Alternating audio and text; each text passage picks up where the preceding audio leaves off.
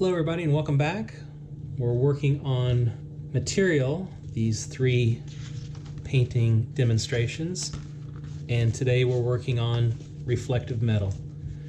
Reflective metal, what I will hope to teach you is like a mirror, and it's showing the colors that are beside it. So there's not really a gray that you're going to mix up to paint something that's metal. In this case, because it's so reflective, it's going to use the same colors that are above and below and to the side of it. Now there is a small area here in the center and a couple other areas where it is reflecting the room behind where I took this photograph. So what you see in here, these white lines moving up, are actually the windows in our classroom. Some of the shapes along the bottom are our desks. And this gray area is actually the gray wall. It's not the gray metal. So even in here, it's reflecting what's in the rest of the room. Okay, so in my demonstrations, what I did is I showed you how to draw this. It's mostly just the oval of the belly of the water pitcher with a foot and a neck. And if you get the spout or the handle off a little bit, that's no problem. Just do the best you can. And in class, my demonstration showed this, where I did it fairly quickly, but you can see that the red that's here is the same red that's there, the blue that's here is the same blue that's there, and the yellow that's here is the same yellow that's there. And all the down planes will show yellow, all the right planes will show blue, all the left planes will show red. And then this was a simplified version of this room reflected in the center of it. Okay, so let's get started.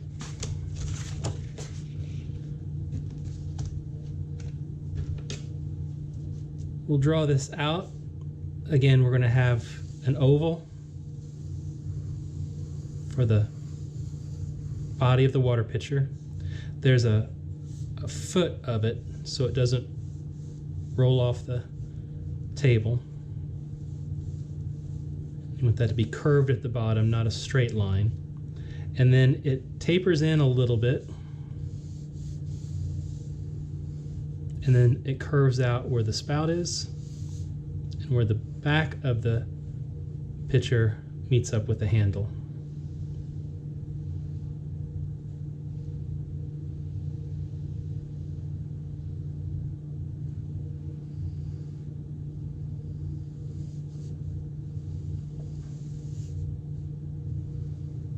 And in this view, I see down on top of it just a little bit, and I see the other side of it.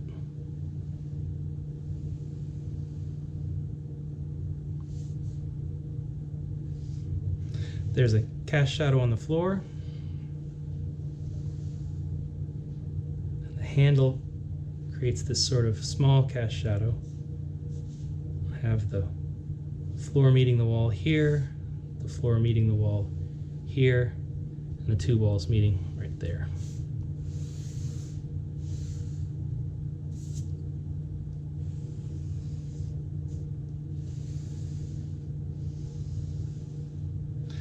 Now I will go ahead and draw out where I see the colors on the,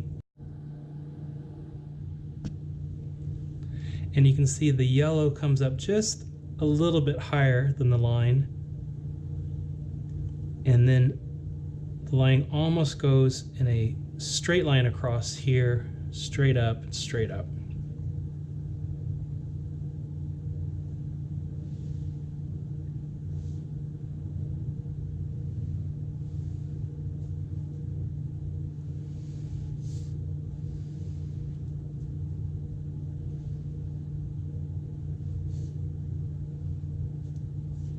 All of the little details in here, no one's going to know exactly where all those were. So if you're not entirely accurate, don't worry about it too much. But do look for where all of the red, blue, and yellow exists, because that is 90% of this painting.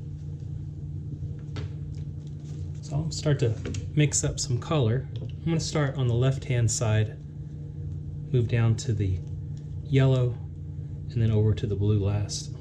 Remember, red is a mixture of magenta, plus yellow.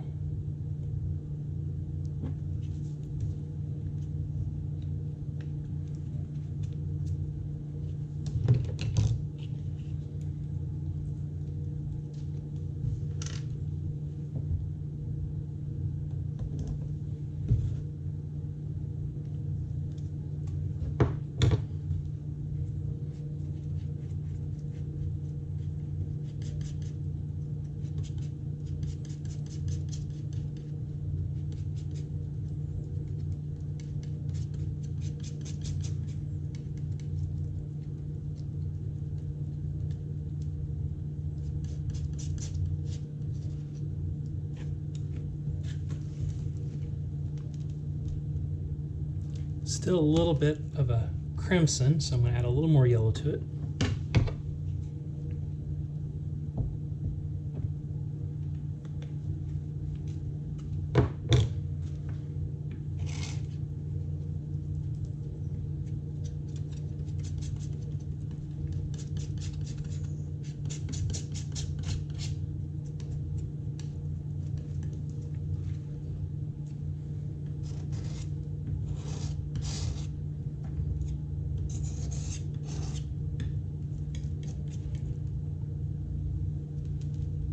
And that's looking pretty good.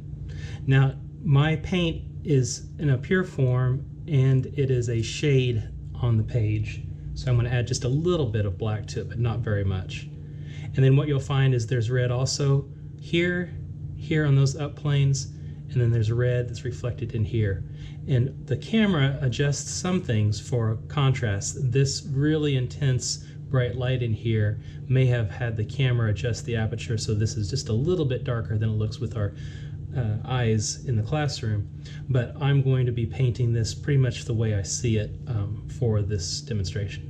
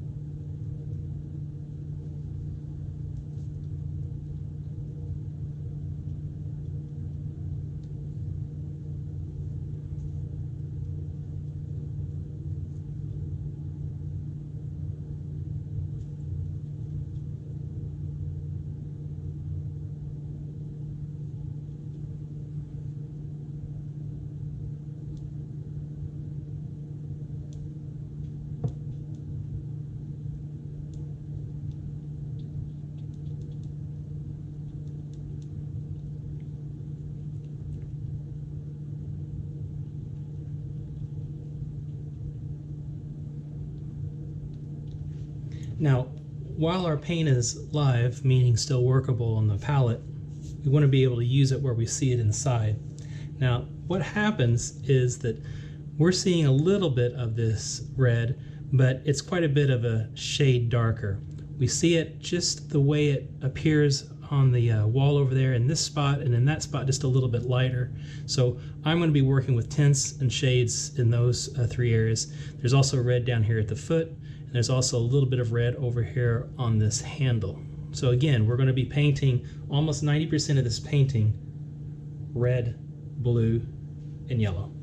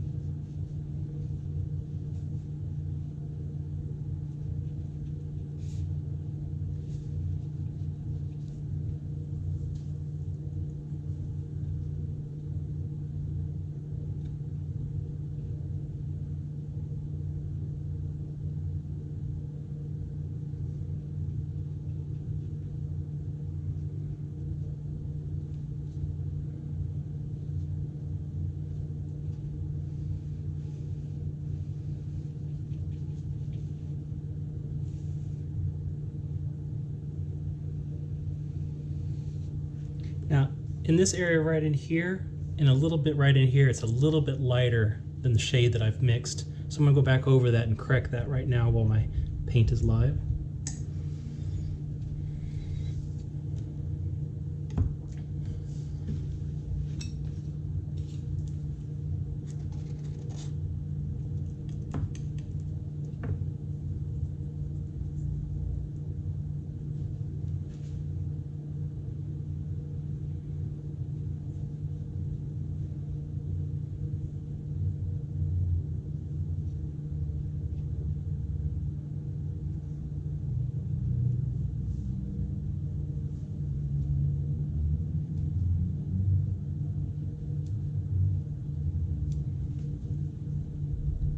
Now I'm going to look for some of the tints that are on the spout at the top of the water pitcher.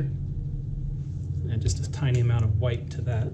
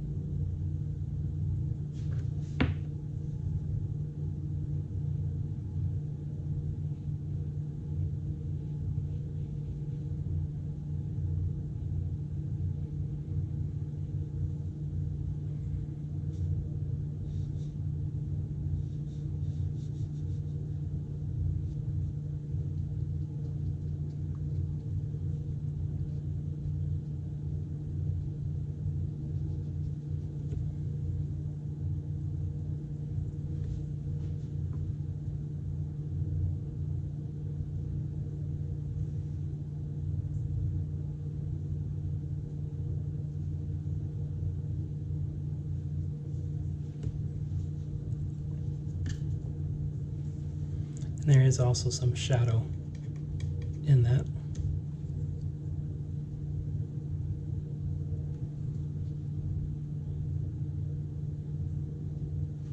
And then down here at the bottom on the foot, there's some red reflected.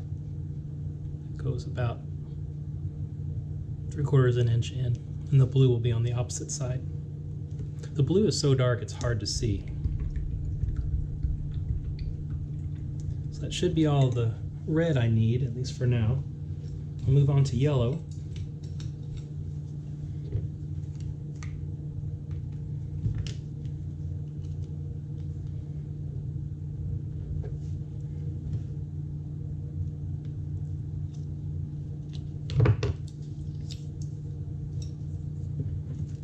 So the yellow's in all the down planes, and then on the floor.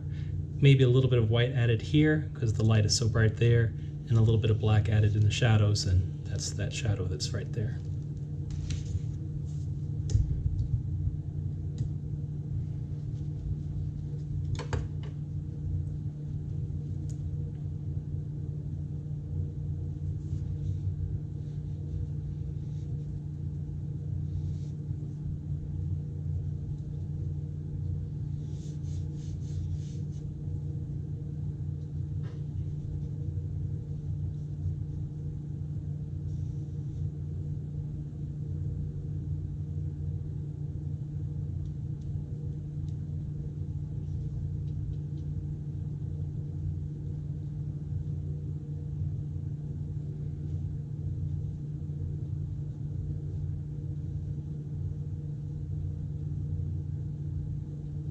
There's a tint of the yellow up in here, so I'm going to add a little bit of yellow, or a little bit of white to the yellow.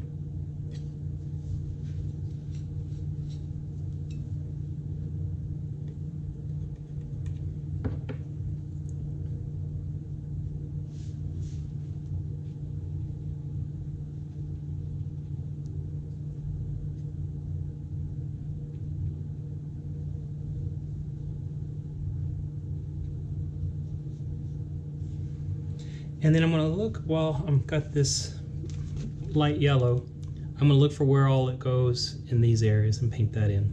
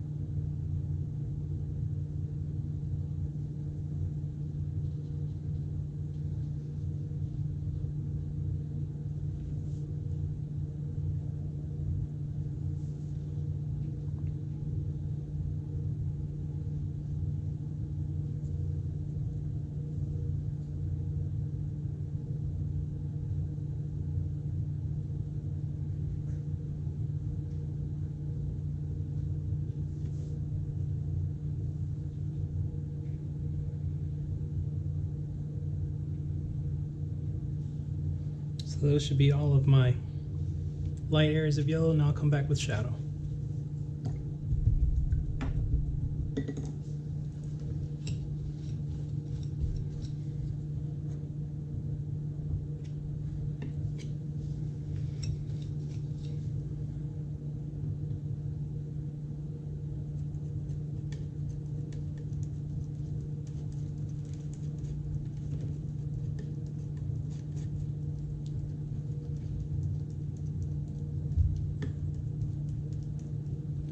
To get the contrast about right, could be just a little bit darker.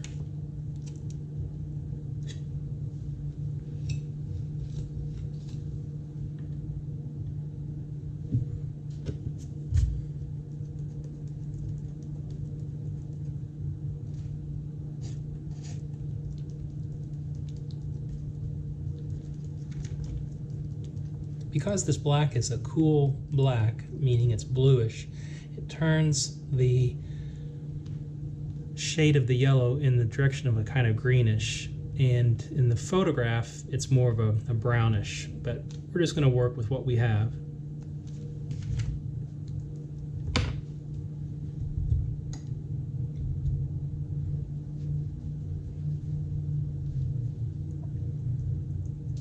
And so in places, the value on the floor will be the same value on the water pitcher.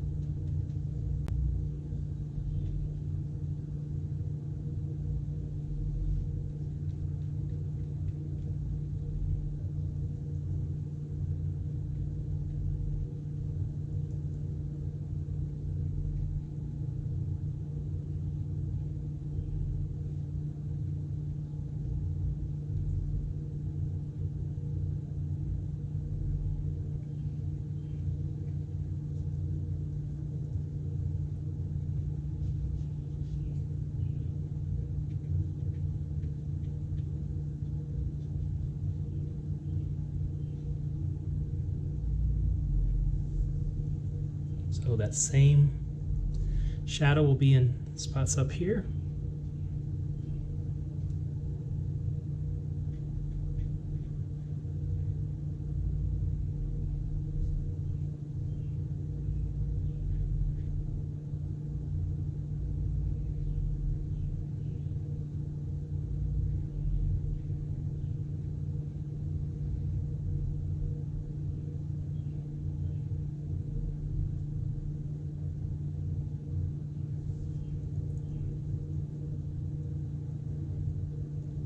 And it's also reflected on the turned edge right here on the foot.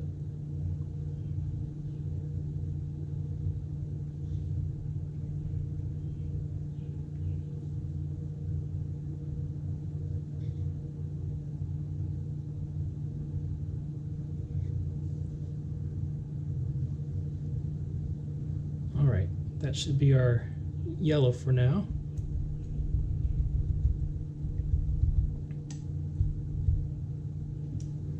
And we're on to our blue.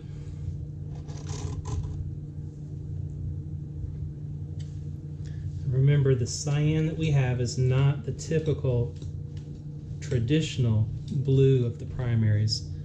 So we have to add a little bit of magenta to this to get what is the blue that's historically used in Christian paintings of the Virgin Mary and her blue robe. That blue was a lapis lazuli. It was a very expensive color. But our cyan makes a better green and violet if we use it as that instead of using ultramarine blue itself. We'll start out with this amount and see if that takes us in the direction of a ultramarine blue.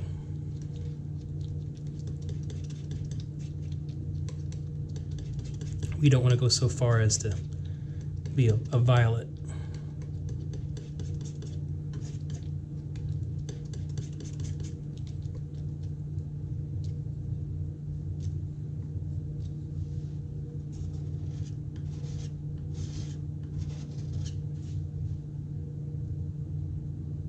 Okay, so there's our true blue, the traditional blue of primaries.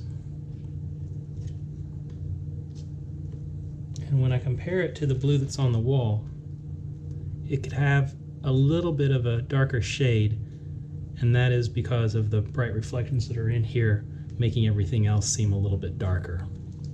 So in my example, I use more of a straight blue because painting it from life, seeing it, it really did look this light, but with the camera, it looks a little bit darker. So I'll go with this version.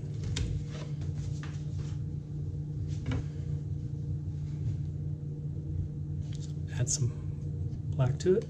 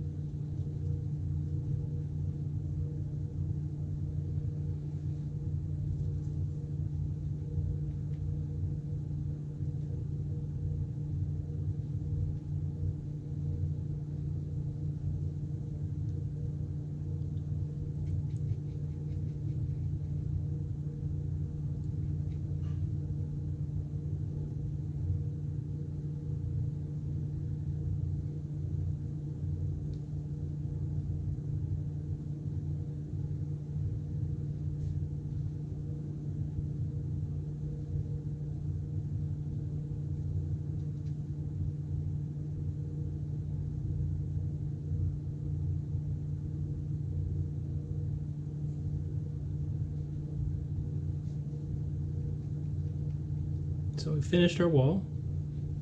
Now we're going to look for where that blue exists on the right hand side of the water pitcher. There's going to be some in this handle.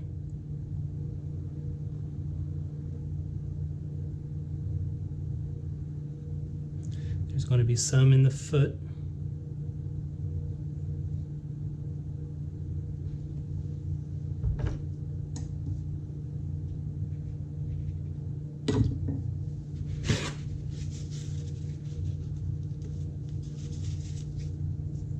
and there's going to be some in the side.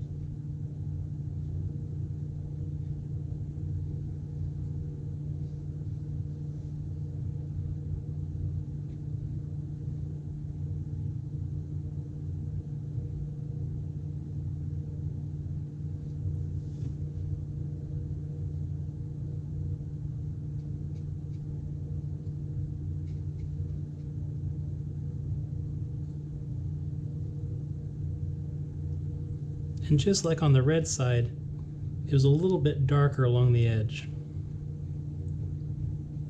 So I'm going to add a little more black to finish out that outside edge.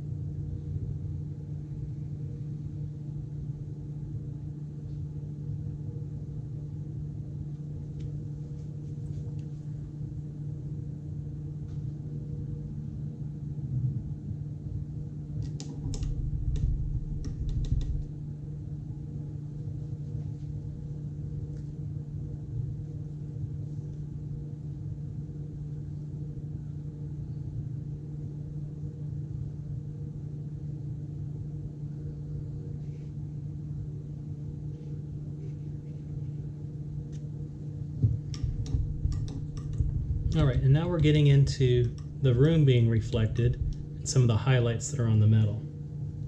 Now, sometimes a student thinks they need to have detail, and one way to do that is the cartooning version by showing an outline.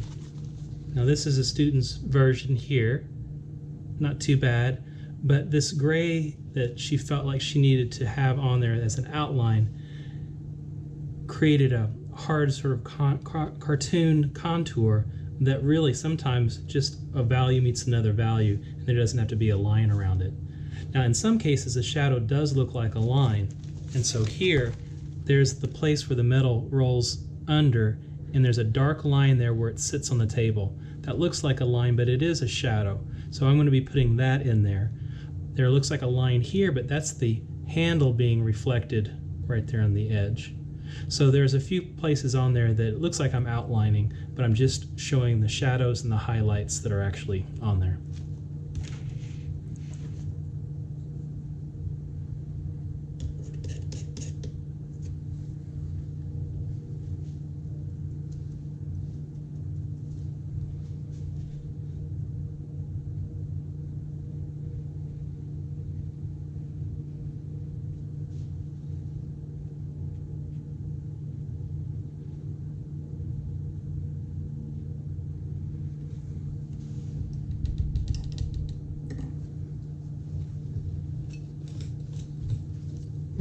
Mix up my grays.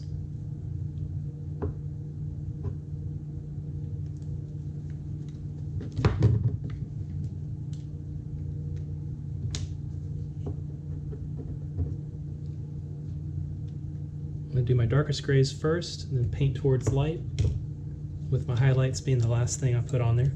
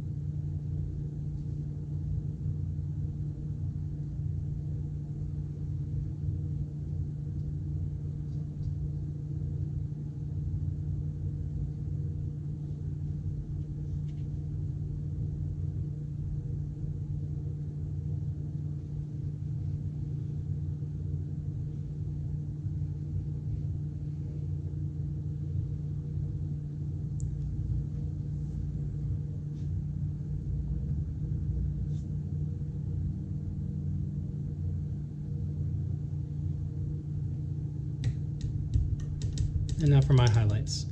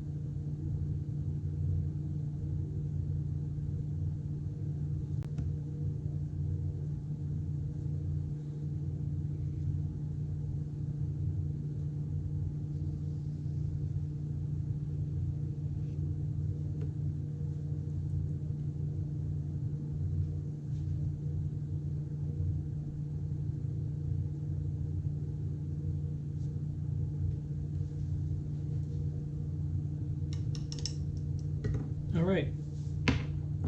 So for what we're working with, what I want you to learn is that anytime you see reflective metal, you're not going to mix up a gray to paint the metal. You're going to be looking for the colors that are left and right, above and below it, and those will be the colors that exist in that painting. All right, good luck with your version, and I'll see you with our next and final demonstration on how to paint translucency and transparency with glass and water. Thank you.